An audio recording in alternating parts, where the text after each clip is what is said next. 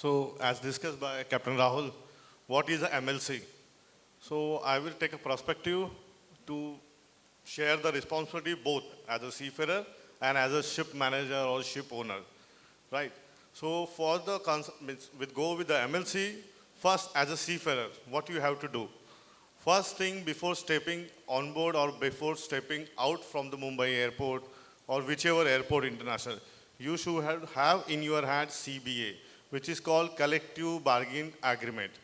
So this agreement, who makes it and how it works? This agreement builds under the guidance or the laid down SOPs on MLC and agreed between unions, seafarer unions who are taking they are representing the seafarers and they are bargaining with the ship owners or the ship managers or the other way around, the RPSL companies. So in that collective bargaining agreements where what Captain Rahul has says regarding your wages.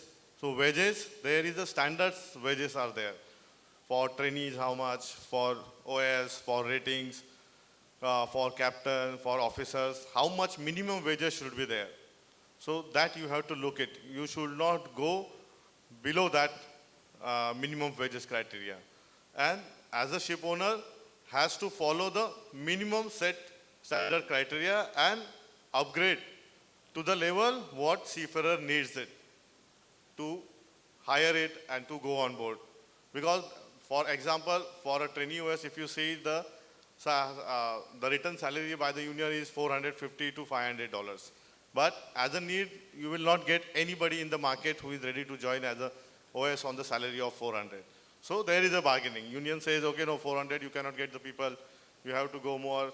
So that criteria, it goes to above 600, 700, 800, what agreement they have mentioned and what terms and conditions they have agreed.